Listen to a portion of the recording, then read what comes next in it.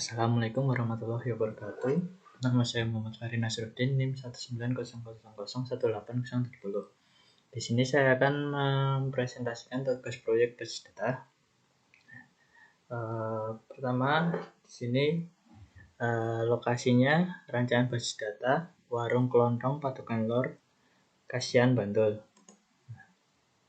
Untuk permasalahannya, pertama latar belakang. Warung Kelontong adalah sebuah toko yang menjual berbagai macam barang-barang kebutuhan sehari-hari. Dalam aktivitas administrasinya masih dilakukan dengan manual, dapat mengakibatkan suatu waktu terjadi kekeliruan dalam penginputan datanya. Solusinya, untuk menangani masalah di atas, maka dibuatlah database agar proses penginputan, pengolahan atau update data administrasi dan transaksi yang dilakukan tidak menimbulkan hambatan ataupun kerugian dan dapat terkontrol dengan baik. Nomor 3, identitas data. Di sini ada 4, yaitu data barang, ada ini ID barang, lalu nama barang, berat barang, stok, harga, merek. Lalu ada data kategori, di dalamnya ada ID kategori dan jenis. Di data pembeli ada ID pembeli, nama, alamat, nomor HP, dan jenis kelamin. Di data kasir ada ID kasir, nama, alamat, nomor telepon, dan jenis kelamin juga. Lanjut ke nomor 4, contoh isian data. Nah, di sini ada contoh isian data barang. Lalu ada data kategori. Di sini ada data pembeli. Lalu ada data kasir. Nah, selanjutnya ERD-nya. Di sini ada tabel barang, tabel pembeli, tabel kasir, dan tabel kategori. Nah, tabel kategori ini direlasikan dengan tabel barang, dinamai dengan relasi di kategori. Nah, di relasi di kategori ini kardinalitas constraint-nya adalah many to one, di mana many berada di tabel barang dan one ada di tabel kategori.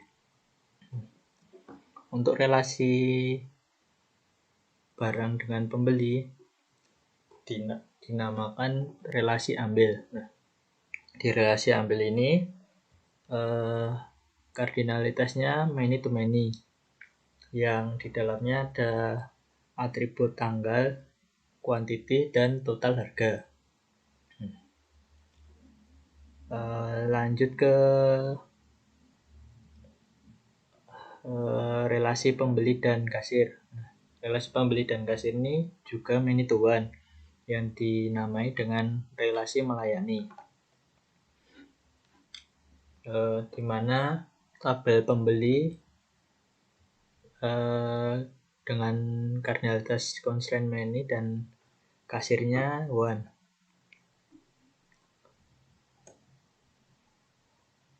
Lanjut ke skema relasinya.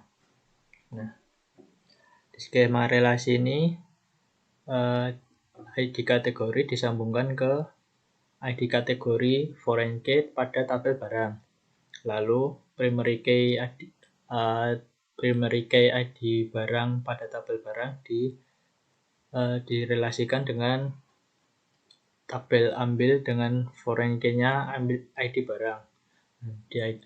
Di tabel ambil ini ada juga foreign key dari ID pembeli, lalu dihubungkan ke tabel pembeli, primary key ID pembeli.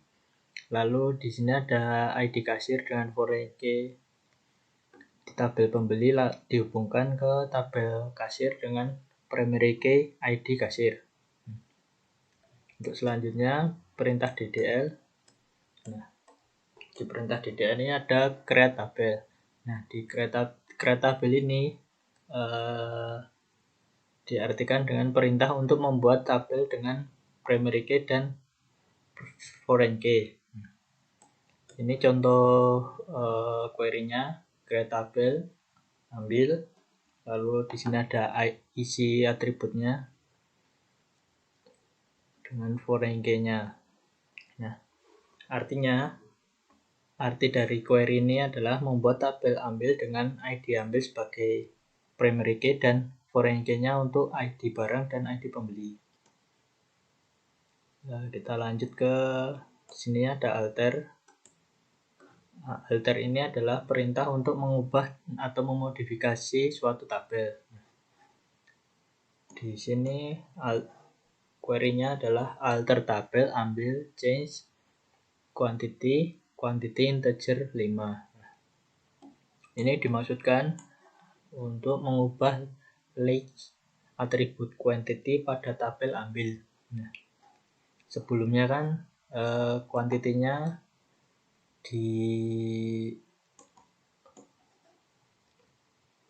dikasih tidak dikasih apa-apa, yang berarti listnya bernilai 11. Lalu di sini diubah menjadi 5. Lalu ada perintah DML yang terdiri dari insert, update, dan delete. Nah, untuk insert yaitu memasukkan perintah untuk memasukkan, menyimpan, atau menambahkan data ke tabel pada database. Untuk contoh query-nya ada ini, insert into kategori values J1 sembako. Nah, insert into nama tabel values dalam kurung isi datanya yaitu sintak dasarnya. Lalu kategori ini adalah nama tabel dan ini adalah isi datanya. Maksud dari query-nya itu adalah menambahkan data pada tabel kategori dengan value di dalam kurung. Value-nya yang ini. Lalu lanjut ke update. Update adalah perintah untuk mengubah atau memperbarui data pada tabel SQL. Untuk contohnya ini update nama tabelnya kategori, set, nama atribut jenis sama dengan isi datanya kebutuhan dapur, di mana ID kategori sama dengan J3.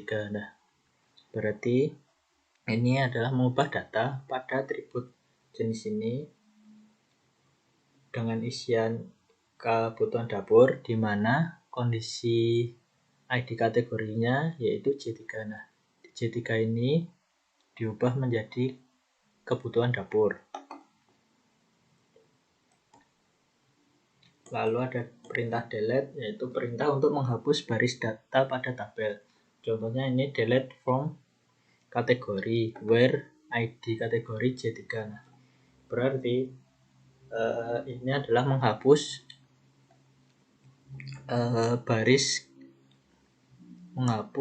pada tabel kategori di mana kondisinya ID kategorinya sama dengan J3, yaitu menghapus ID kategori yang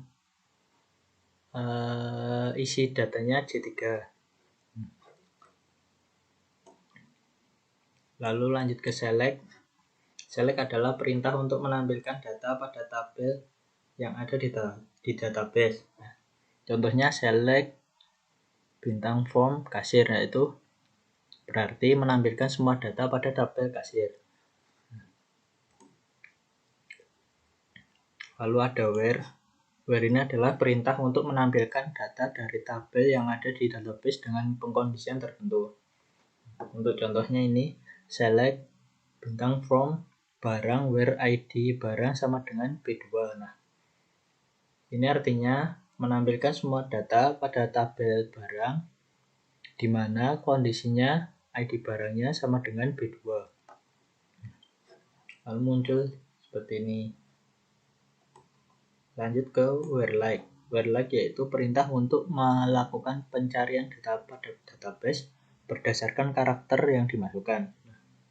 Contohnya ini berarti adalah menampilkan data pada tabel pembeli di mana nama pembelinya diawali dengan karakter Pak. Ini Pak Tejo. Yang hasilnya adalah Pak Tejo sama Pak Abdul.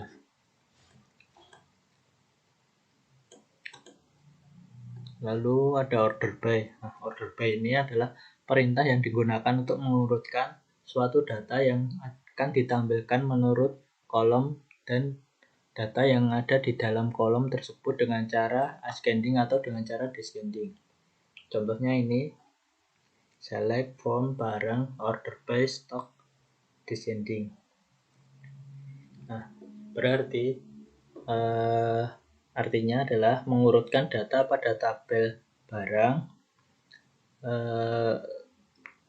yang diurutkan dari stok terbanyak atau terbanyak ke terkecil. Hasilnya seperti ini. Lalu ada agregasi. Agregasi ada bermacam-macam. Yang pertama count. Count ini adalah perintah untuk menghitung banyaknya data pada suatu tabel atau kolom. Contohnya select count from barang. Nah, ini artinya adalah menghitung banyak data pada tabel barang. Lalu ada sum, yaitu untuk menjumlah data atau record di dalam suatu tabel. Nah, contohnya select sum dengan atribut total harga from ambil. Ya, berarti menghitung jumlah data pada atribut total harga pada tabel ambil. Nah, total dari atribut total harga adalah 13.300. Salah, 133.000. Lalu ada average, yaitu untuk mendapatkan nilai rata-rata dari sebuah kolom. Contohnya select average quantity from ambil. Ini artinya adalah menampilkan hitungan rata-rata dari atribut quantity pada tabel ambil. Lalu lanjut ke agregasi max. Nah, max ini artinya max ini adalah untuk mendapatkan nilai tertinggi dari sekumpulan rekod. Contohnya ini select max, atributnya stock from barang. Berarti artinya mencari nilai tertinggi dari atribut stok pada tabel barang. Hasilnya stok tertinggi 20. Lalu ada agregasi min. Nah, agregasi min adalah untuk mendapatkan nilai terkecil dari sekumpulan rekod. Contohnya ini select min atribut stok from barang. Nah, ini berarti mencari nilai terkecil dari atribut stok pada tabel barang. Hasilnya stok terkecil adalah 9. Lalu selanjutnya ada join. Nah, dalam join ini ada 3 macam. Yang pertama inner join. Inner join adalah mengambil semua row dari tabel asal dan tabel tujuan dengan kondisi nilai K yang terkait saja. Dan jika tidak, maka row tersebut tidak akan muncul. Contohnya seperti ini. Select from kategori, inner join barang on kategori.id kategori sama dengan barang.id kategori. Ini artinya adalah menampilkan data yang sama dan berhubungan antara ID kategori pada tabel kategori dengan ID kategori pada tabel barang. Hasilnya seperti ini.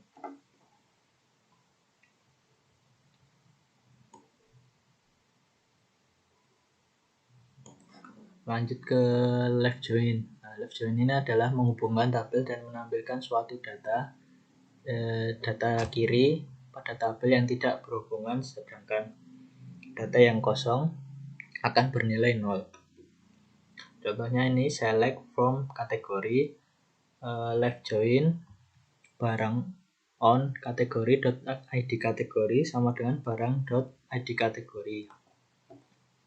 Lalu ada right join Nah, rect join ini adalah menghubungkan tabel dan menampilkan semua data kanan pada tabel yang tidak berhubungan. Dan data yang kosong akan bernilai 0.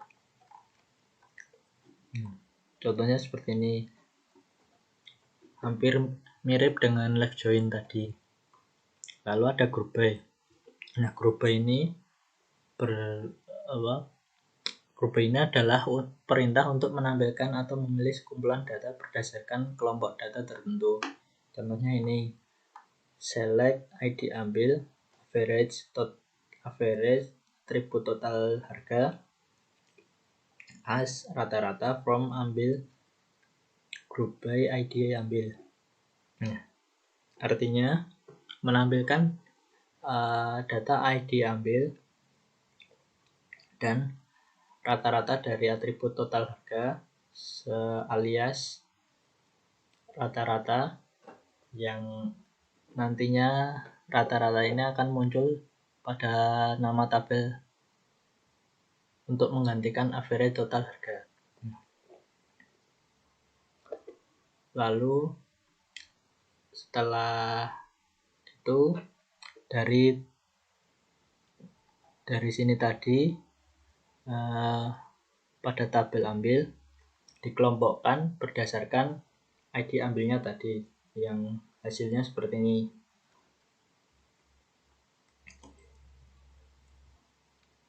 Selanjutnya subquery. Nah, subquery ini adalah query dalam query SQL lain dan tertanam dalam clause where. Contohnya seperti ini, select ambil.id ambil, barang nama barang, ambil total harga, from ambil join barang on ambil.id barang sama dengan barang.id barang, where ambil.quantity lebih besar dalam kurung select min atribut quantity from ambil.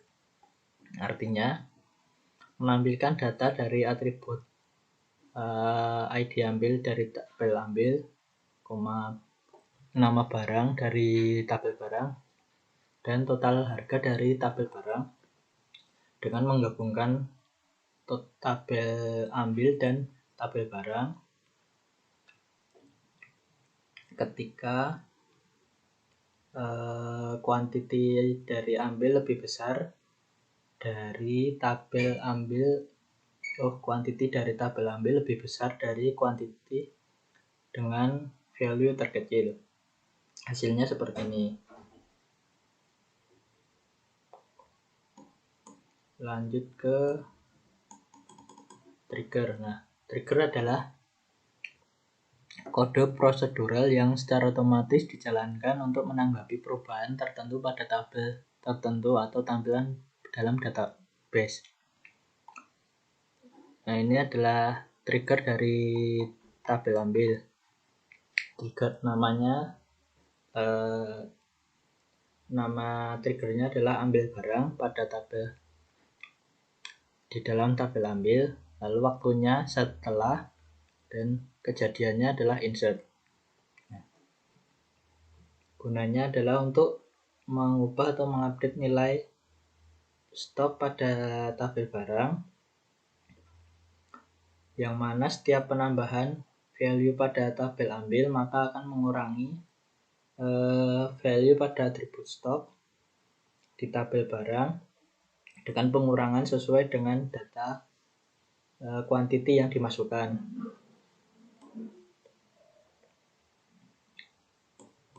Ini kondisi tabel sebelum di-insert.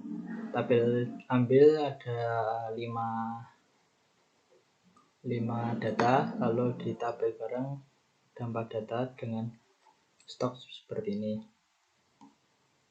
Lalu dilakukan insert pada tabel ambil dengan ID ambil 6, ID barangnya B2, dan seterusnya. Lalu setelah di-insert, maka pada stok ID barang B2 akan berkurang 10 karena quantity yang diinputkan 10, sama seperti sebelumnya. Dari sebelumnya ada stoknya ada 20. Nih. B2 stoknya ada 20. Nah, untuk interface sederhana. Nah, lanjut ke interface-nya. Di sini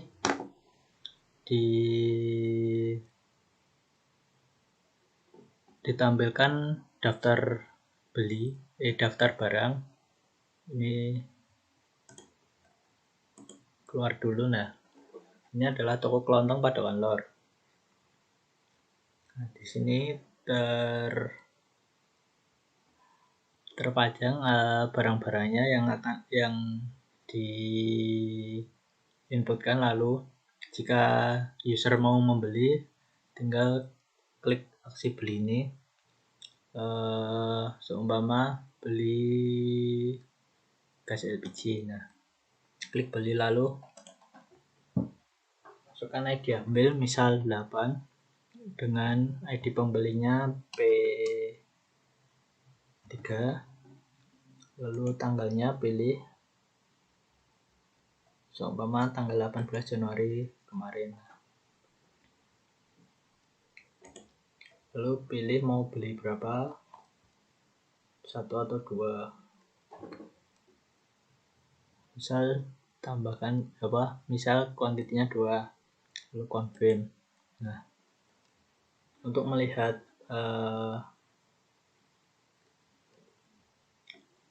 pembelian tadi, nah kita login dulu. Nah, username-nya root. Jika seumpama passwordnya, salah satu atau kedua passwordnya salah, maka akan muncul seperti ini. Nah, password atau username yang kamu masukkan salah. Nah, yang betul root, passwordnya juga root. Lalu login. Nah, ini adalah tampilan halaman admin. Lalu untuk mengecek user yang beli tadi, kita masuk ke penjualan. Nah, sudah sudah terinputkan tadi B1 adalah gas LPG, tanggalnya 18, kuantitinya 2, ID belinya P3. Nah, di sini otomatis akan menghitung total harganya. Harga satuannya tadi 21.000 dengan kuantiti dikali 2, yaitu 42.000. Kita kembali, lalu melihat daftar barang. Nah, di daftar barang ini kita dapat menambahkan barang atau menghapus atau mengupdate-nya. Kita coba menambahkan di barang B5, kategorinya C3, lalu nama barangnya buku tulis, mereknya Sindo, berat barangnya seumpama 100 gram, harganya 3.000, stoknya ada 30, lalu confirm. Nah, akan langsung tersedia barangnya. Untuk update-nya, seumpama kita akan mengupdate minyak goreng botol. Nah, bebas mau mengupdate yang mana, saya akan mengupdate stoknya 40. Nah, update. Nah, stoknya jadi 40. Lalu seumpama kita akan menghapus salah satu barangnya, seumpama yang buku tulis tadi yang telah ditambahkan, kita hapus. Nah, akan terhapus sendiri otomatis. Kembali, lalu kita ke daftar pembeli. Daftar pembeli ini juga sama, bisa mengupdate, hapus, atau menambahkan pembeli.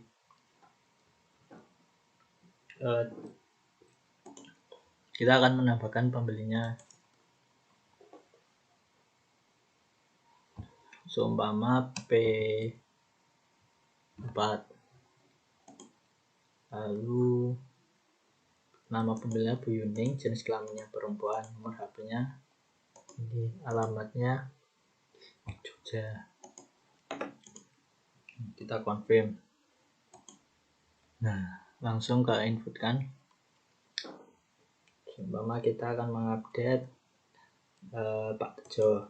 Nah, ini semua nomor HP-nya ganti. Nah, kita tinggal menggantinya.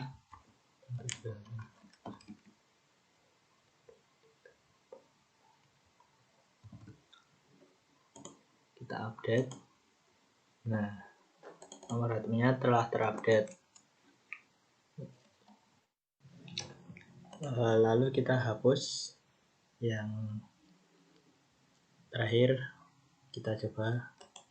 Oh ya, bisa. Ya, sekian dari saya, kurang lebihnya mohon maaf. Wassalamualaikum warahmatullahi wabarakatuh.